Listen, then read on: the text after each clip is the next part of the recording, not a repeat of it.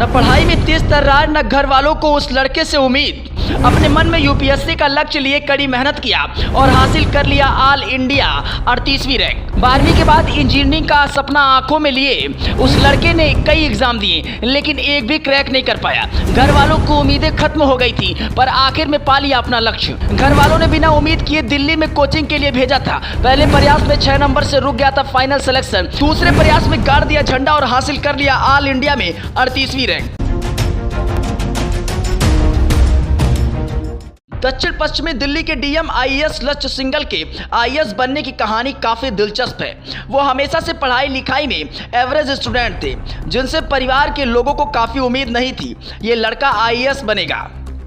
9वीं तक पढ़ाई लिखाई को लेकर बहुत सीरियस नहीं थे, लेकिन 10वीं में उनके अच्छे मार्क्स आए, जिससे लक्ष्य को परिवार में पहली बार काफ़ी महत्व मिला। तब उन्हें एहसास हुआ कि परिवार और समाज में सम्मान पाना है तो बहुत कुछ बड़ा करना होगा। और इसी बीच उनके पड़ोसी के एक लड़के ने यूपीएससी सिविल सेवा परीक्षा पास कर ली और उनके प्रति लोगों के सम्मान देखकर लक्ष्य को लगा कि इसी फील्ड में जाना चाहिए।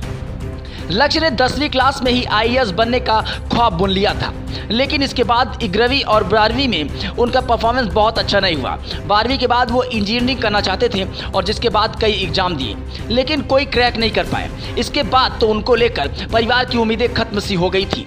जब स्टेट यूनिवर्सिटी में बीए करने की बारी आई तो लक्ष्य कंप्यूटर इंजीनियरिंग पढ़ना चाहते थे, लेकिन उनके पिता ने मैकेनिकल इंजीनियर चुनने को कहा।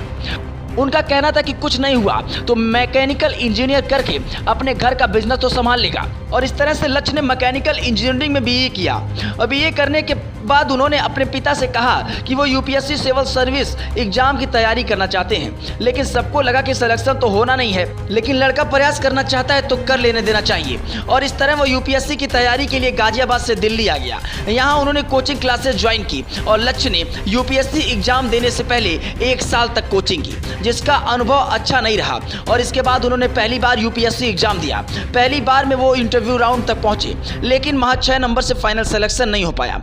दूसरे प्रयास के दौरान वो दिल्ली से घर वापस आ गए। उन्होंने इस बार घर पर ही रहकर नौकरी की तैयारी की, पिछली गलतियों से सबक लिया, खूब रिवीजन किया। लक्ष्य ने दूसरी बार घर पर रहकर सेल्फ स्टडी की। यूपीएससी 2018 में ऑल इंडिया रैंक 38वीं के साथ यूपीएससी सिविल सेवा परीक्षा क्रैक कर लिया। यूपीएससी एस्पिरेंट को लक्ष्य सलाह देते हैं कि अपने हिसाब से प्लानिंग करनी चाहिए। लक्ष्य शुरुआत में 12 से 10 घंटे पढ़ाई करते थे, लेकिन धीरे धीरे वो 6 से 8 घंटे पर आ गए।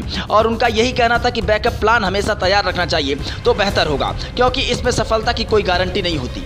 वैसे लक्ष्य के इस मेहनत को लेकर आपका क्या कहना है? अपनी प्रतिक्रिया जरूर दें और बने रहें जेटी न्यूज़ के साथ। लेकिन अगर ये खबर आप यूट्यूब पर देख रहे हैं तो चैनल को सब्सक्राइब करना ना भूलें, फेसबुक पर देख रहे हैं तो पेज को फॉलो करना ना भूलें।